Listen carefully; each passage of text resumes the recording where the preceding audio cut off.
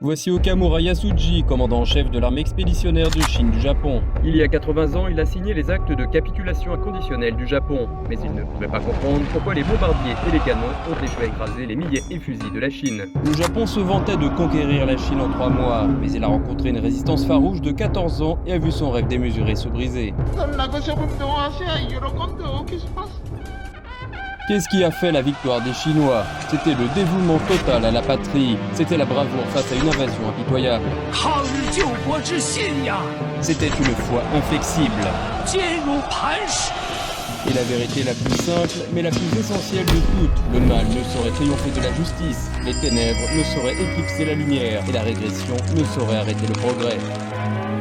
Lorsque la nation chinoise était confrontée à son plus grand danger, chacun des Chinois a poussé un dernier cri, forgeant une grande muraille de chair et de sang pour sauver la dignité nationale au bord de la ruine et préserver la justice internationale sur le point de l'effondrement. Le rugissement du fleuve jaune résonnait à travers les continents.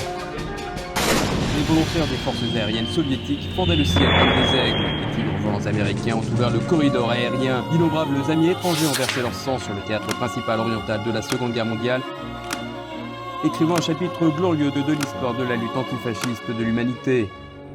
80 ans plus tard, les transformations inédites depuis un siècle s'accélèrent dans le monde. La situation internationale est volatile et changeante. La paix et la sécurité mondiale sont mises en péril. Les règles et l'ordre internationaux sont bafoués.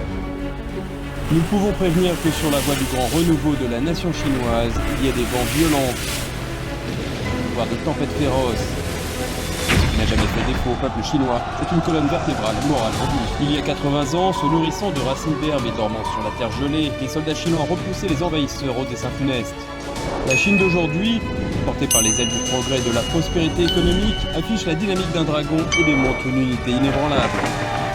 Les barrières et les pressions ne feront que forger notre colonne vertébrale morale. Plus la Chine se développe, plus il y aura de l'espoir pour le monde. La Chine apporte, par sa certitude, une stabilité et une énergie positive précieuse à notre monde incertain. Le courant de l'histoire est irréversible.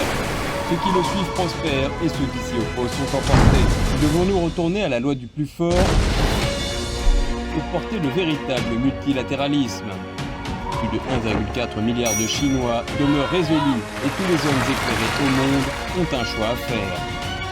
Nous commémorons l'histoire, non pas pour perpétuer la haine, mais pour en tirer les leçons et créer un avenir meilleur. Ensemble, avec une colonne vertébrale inflexible, allons de l'avant vers l'aurore d'un monde nouveau.